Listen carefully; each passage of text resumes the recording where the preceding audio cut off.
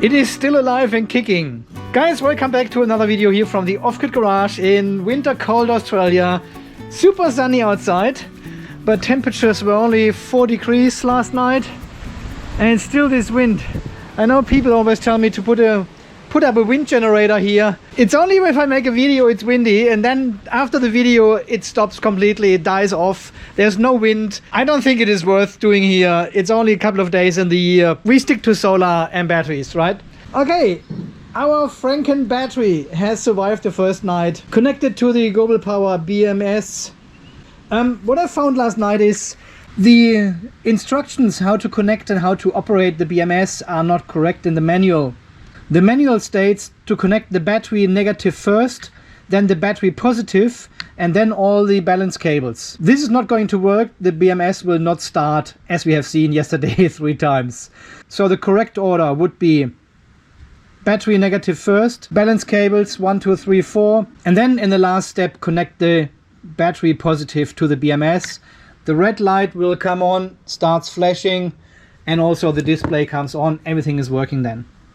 Alright, in today's video we want to do the first full charge now of the battery. We want to have at the balance function of the GobelPower BMS, and I haven't connected any NEEY active balancer yet, so we want to have a look at the BMS first and see how the battery is charged at the moment. I pre-charged all the batteries to 3.45 volts, let them more or less absorb, so they should be at around 95 to 99% state of charge. We will see this in a minute. I have already set up the adjustable power supply, and we will connect this now to the BMS and battery and start charging. We set this one to 55.2 volts. 1 amp. Turn this on for a moment.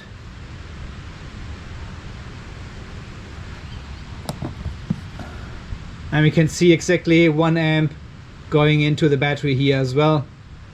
Nice.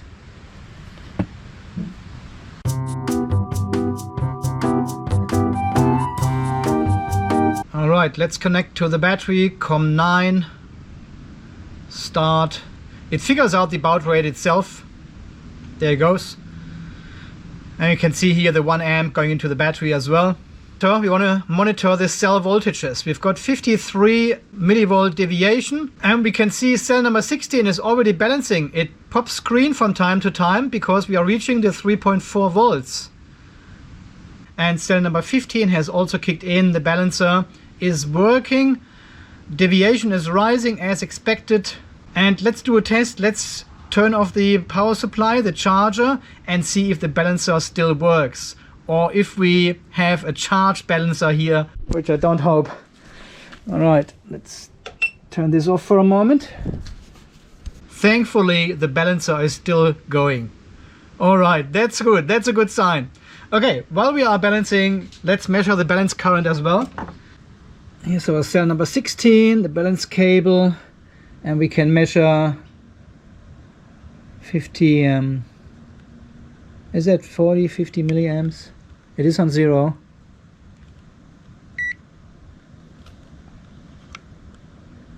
It is like nothing.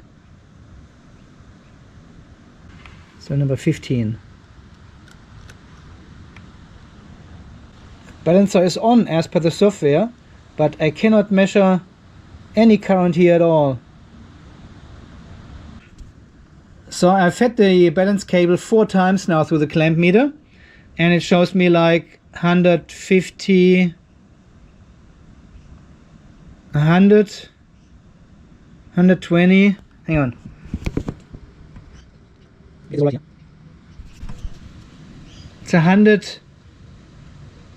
milliamps balance current divided by 4, that's 25.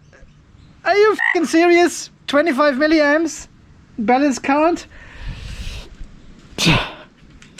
I know where this ends. By the way, I have put all the names of the cells next to the figures here on the screen, so you can actually identify which cell is where. I've got this still on a piece of paper here under my monitor, so if I look down, that's when I cheat to read the names. I cannot remember where they all are. Okay, 5 cells are balancing now. There's cell number 5, another lithium cell. Now I'll just check again on cell number 5. I cannot measure any balance current at all. It could be only really 20, 30 milliamps or something. Cell number 7, which is the lithium, another lithium cell. Yeah, they're all charged to a 3.45 randomly. Cell number 15 is on 3.5. Okay, I've just changed the protection parameter for our cell overvoltage protection from 3.7 to a 3.65. Just in case we will get a situation. Cell number 15 is our highest cell. Does it say? Oh yeah, it says it over here. Cell number 16, cell number 15, and cell number 4 is the lowest with 3.35. I could hear a click. We've got cell over voltage protection with cell number 15. And I could actually hear a click from the BMS. I think one of the relays has now turned on. Okay, let's see if we can measure anything here on these relay contacts.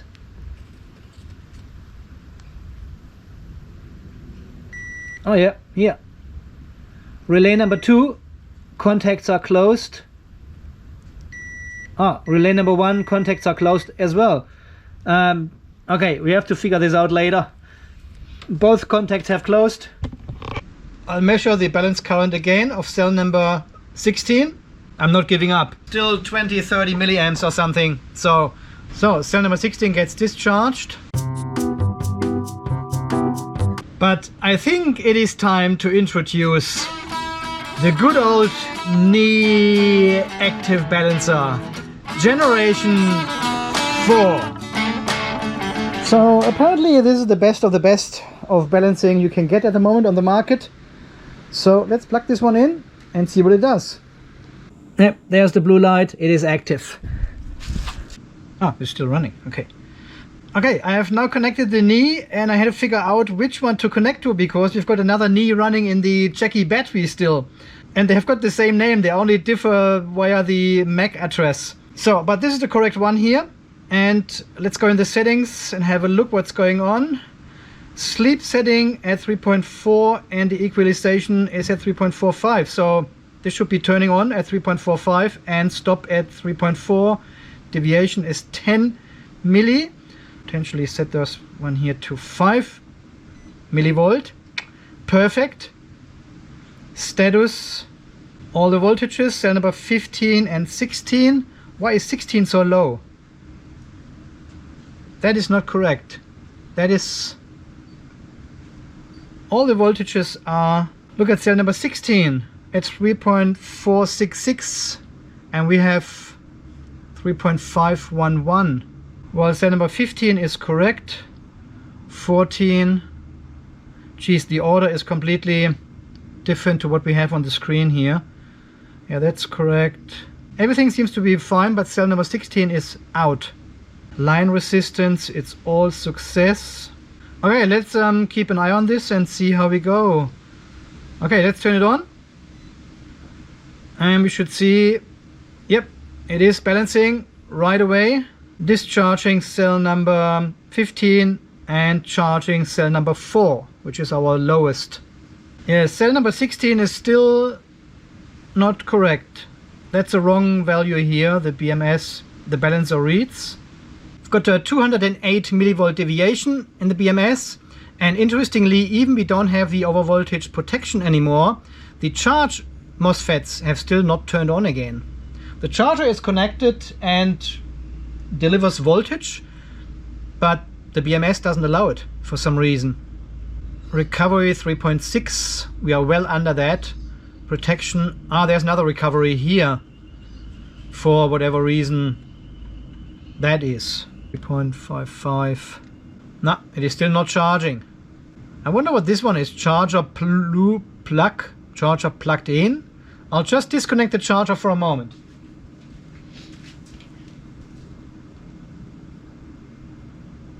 Yeah, so this light has turned off now. There's no voltage at the contacts anymore, but still the charge MOSFET is turned off for whatever reason. Yep, connecting the charger back and the light turns on straight away, but charge MOS is still off. Yeah, I cannot seem to find a switch to turn the back on function status. Maybe here? No. Okay, I would say let this running for a while here and see how the deviation goes and if the charge CMOS are coming back online.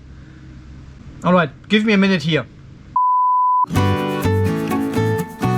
Alright guys, long story short, I had the last 2.5-3 hours the pleasure to chat with Daniel from GobelPower via WhatsApp, and he was so kind to spend some time with me and answered all my questions. Everything is sorted. The BMS is amazing. Let me show you. I have now also discharged the battery a bit. I'll show you in a second, but I just want to go through some stuff here. Alright, so the problem with the cell number 16. This is perfectly normal with a new installation and you need to calibrate cell number 16. For some reason, it is only cell number 16. And I've seen this here in the test Cali tab of the software, and there was cell number 16 mentioned, and I thought, well, what about all the other cells then? How can I calibrate them? So I wasn't quite sure what this is about, but Daniel explained this is only necessary for a new installation to calibrate cell number 16. And for some reason, you need to measure the voltage of this cell and calibrate it here with the correct setting, and then click this button here, and everything is good. So I have now calibrated cell number 16, and now it measures the correct value and is also in line with the NEEY active balancer. So that is all good.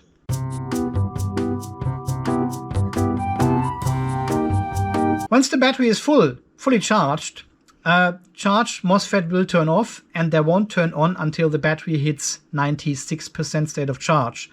So this is the parameter you want to change if you want to kick in the solar earlier. So if we set this one to 99, it will kick in then at 99 again. So the time where solar is deactivated can actually be adjusted in here. So great. And here in the software settings tab, you can actually set the state of charge by setting the correct design capacity, which is 280 ampere hour for our battery. And by setting the remaining capacity here, you are telling the BMS how full your battery is. So if I set this one to 140 ampere hours of 280, it will show 50% then. And this is only necessary for the initial setup. So when you connect the BMS first time to your battery, you can set a rough remaining capacity here and calibrate the BMS so it knows what's going on and you can see how full your battery is. Once the battery fully charges, the BMS will reset to 100% anyway.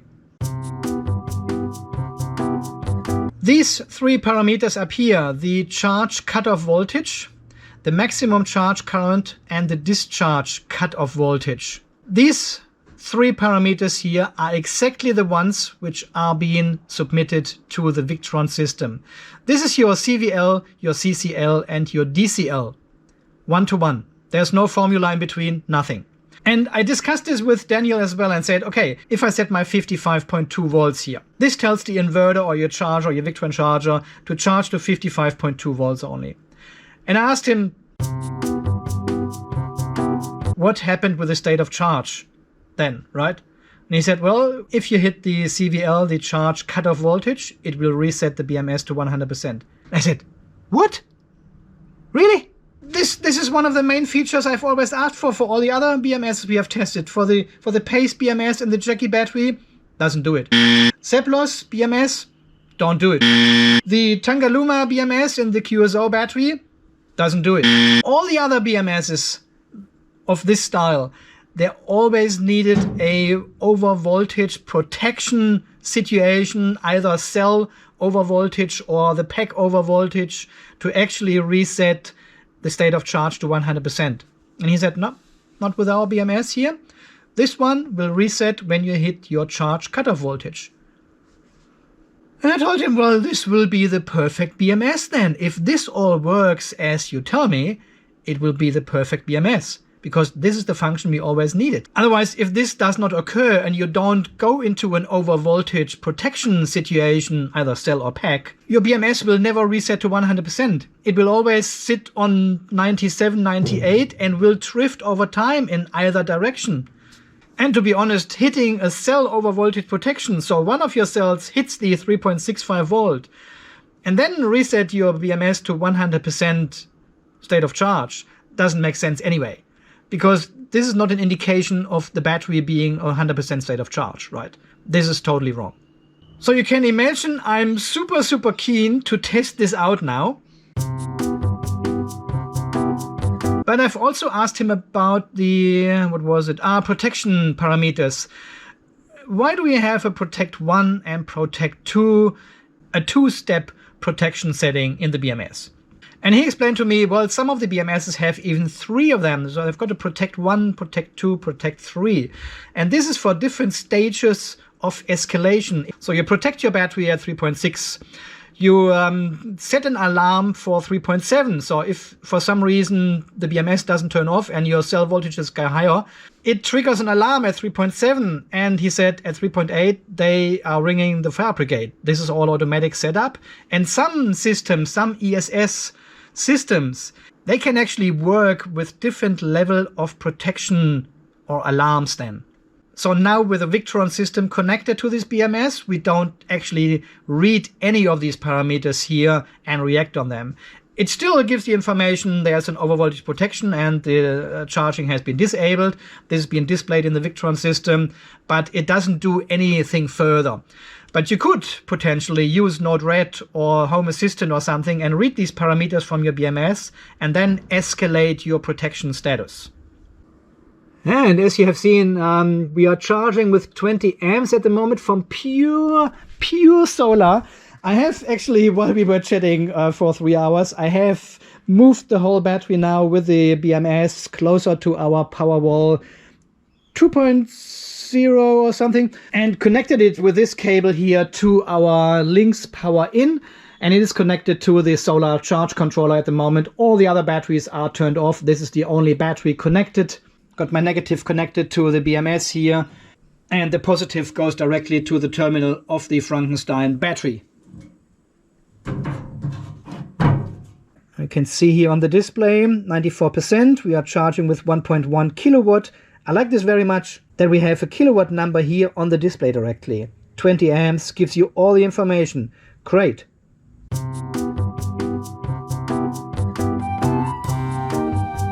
And as a second measure, I have also plugged in our CAN. This is actually the long one Ben sent me from Germany. So that's a 3-meter cable now going directly from here to the servo. Plugs in over there. So we've got our remote console here on the right and the BMS on the left. So going into settings, we can see the BMS shows up straight away because we have set the CAN protocol to Victron. And no problem, plug and play. Gives you all the information. You can see there's one battery online. Lowest cell voltage, cell number 6, 3.383. We can see the same here in the BMS, 3.383, number 6. And number 2 is our highest cell, the same as in the BMS. So all information coming across, as well as the capacity of our battery. 280 ampere hour is the design capacity. And I have set 266 ampere hours manually via the BMS software, but this will reset to 100%. So we should see actually a 280 of 280 here later on.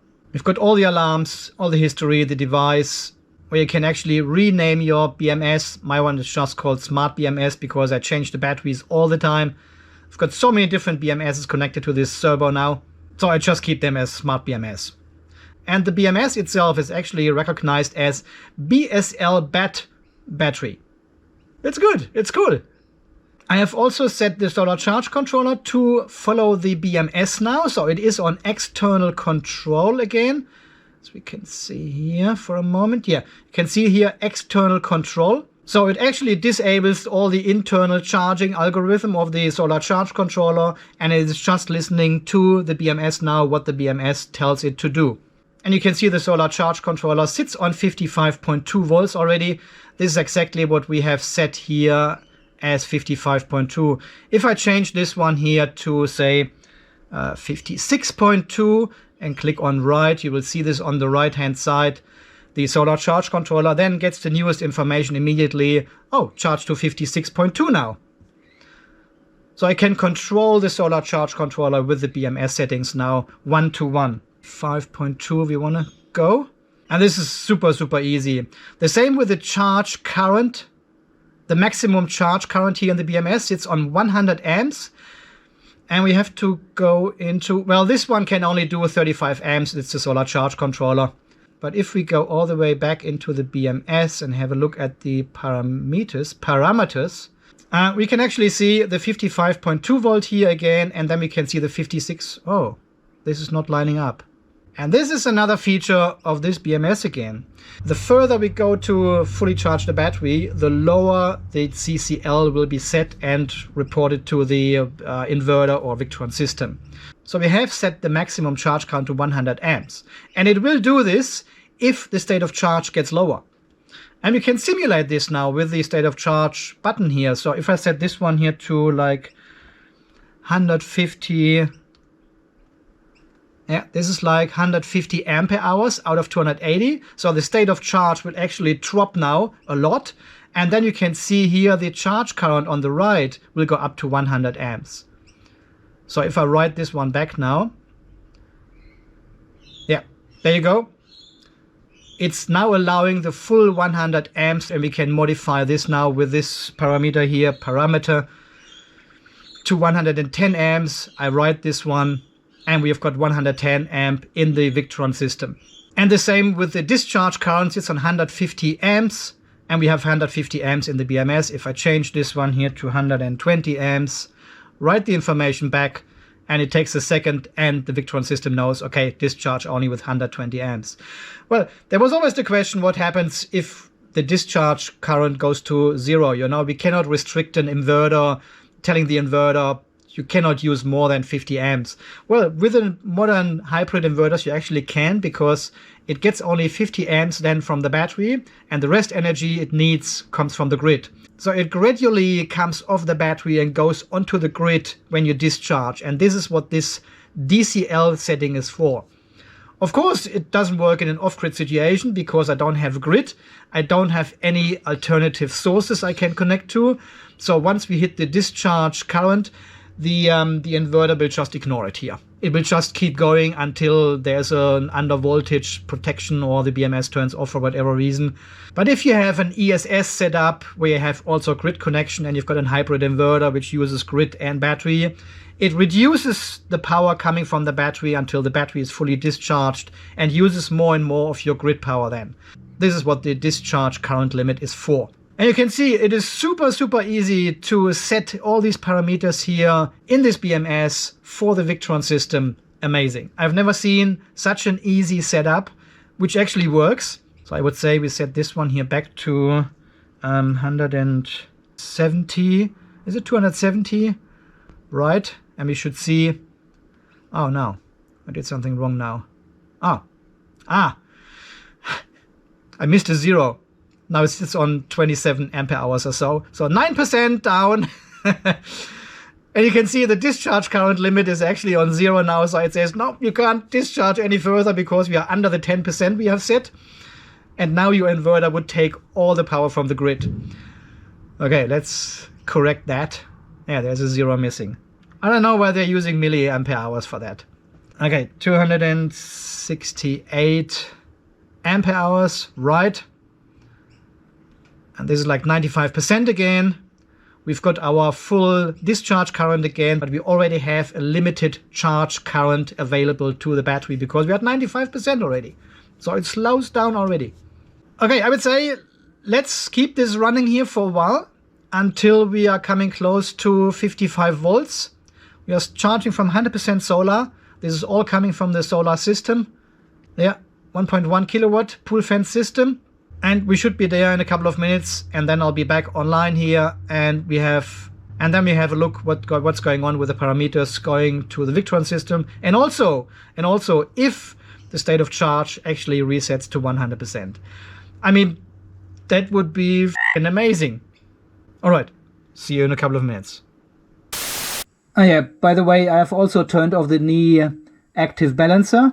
It is still connected, but it is deactivated at the moment, because we want to see how the balancing works in the GobelPower BMS, which is not working great. It's not good. You need an active balancer with this BMS. Like with all the other BMSs as well, basically.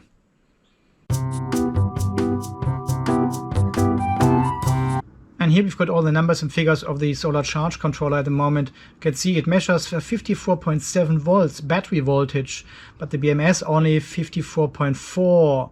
So it's 250, 300 millivolt higher than the BMS actually. And this is probably due to the voltage drop we have from the solar charge controllers to the batteries, through all the bus bars and connections and everything. But the voltage actually doesn't matter here because the solar charge controller is under external control. Yeah, the BMS tells the solar charge controller, keep charging, hold, stop charging. So it doesn't matter what kind of voltage the solar charge controller shows or measures, it listens to the BMS anyway. And if we go into the DVCC, which is turned on, it's forced on because we've got an external BMS which tells the system what to do. We cannot even set the SVS anymore, the shared voltage sense. It's forced off because it doesn't matter.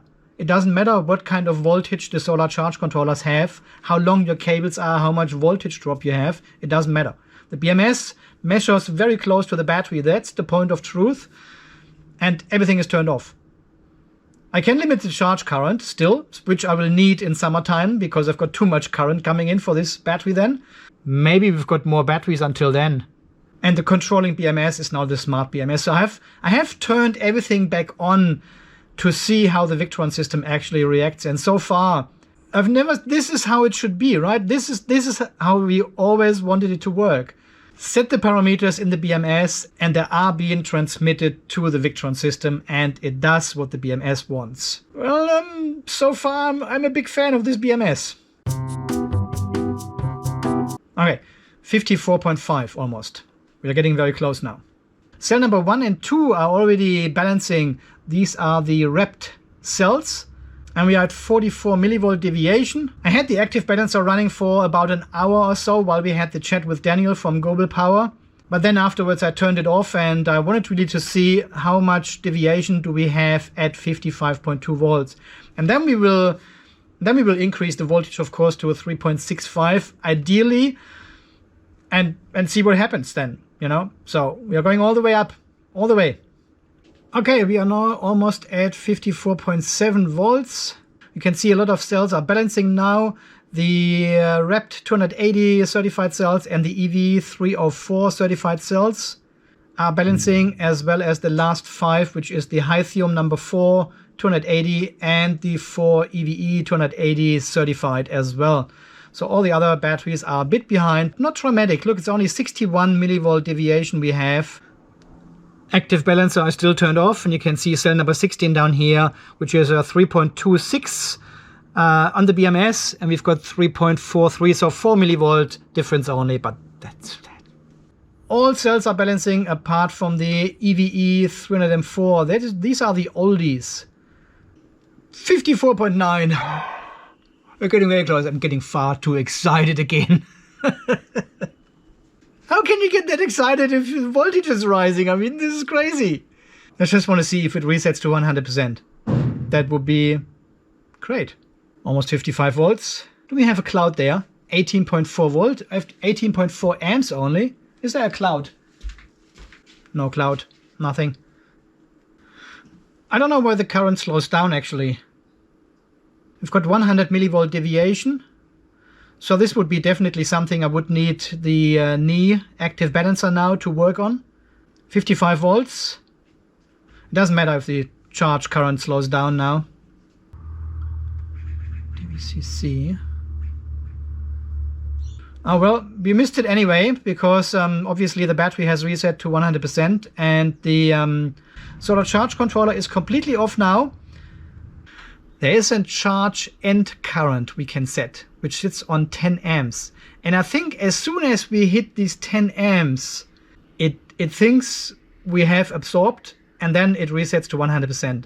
So this is another parameter you can set. If we take 1 0 away, it's 1 amp now, 1000 milliamps. It's in milliamps. And I want to trick the BMS to think the state of charge is actually lower. So we go into software settings. We go down here and set this one to 220 ampere hours only. We write this back and we should see, yep, it jumps back to 78. The charged MOSFET is back turned on.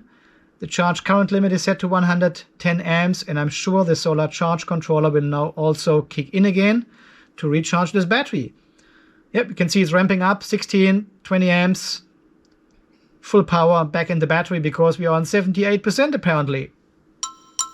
Okay, let's watch these numbers again when it actually resets to 100%. So 55 volts, and we can see the solar charge controller again on 55.2 sitting there as told by the BMS. But now it is actually absorbing down to 1 amp. So you can actually fine-tune your charging algorithm with the BMS.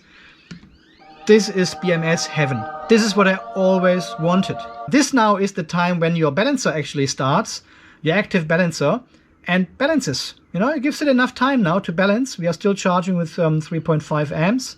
That is pretty cool. I like this BMS a lot. Only if we hit the 1 amp, going under 1 amp, it will actually reset to 100%. Then the battery is fully absorbed. Look, I leave this running here for a while. I go to lunch now and leave this running here with the active balancer connected and see how we go after, say, half an hour or so. What do you reckon? All right, let's have a bite and see you later. So that was my extended lunch break for 1 hour, and the deviation has now lowered from 250 millivolt to 242. 8 millivolt, just 8 millivolt down in 1 hour, even with a NEEY active balancer. It is so out of balance. But I knew that before, so there's nothing wrong with the BMS or the balancer or the cells. This is a Frankenstein battery, right? Okay, I'm not sure how long it will take to balance this battery pack here. Looks like cell number 8, 9, 10, 11, so the EVE, all these are a bit low in state of charge, and it may take hours or even days to fully charge them. Okay, so what I will do now is, let me put this together and I'll show you soon. So what I've done now is I've disconnected the positive to our bus bar, to the solar charge controller and battery. The battery is now standalone again, disconnected from everything else. And I have connected the small power supply here, sitting on 55.2 volts, charging with half an amp. And of course we'll leave the NEEY balancer on as well. And we leave this balancing until tomorrow night. So 28 to 30 hours time to let everything balance itself. And then we have another look. If there are still cells in the pack which haven't balanced, well, we have to use the power supply again and then inject some power into these cells. I'm not sure how far the state of charge of these cells is. There could be a couple of ampere hours difference. And even the NEEY active balancer will have trouble balancing this out. I mean, over time it will do it, but it could take a day. Guys, I must say, so far I'm very impressed with this BMS here. It ticks almost all the boxes. It resets to 100%. You can really fine-tune it with a tail current you can set during the charging process. Everything else can be optimal set. Just imagine this one had an active balancer.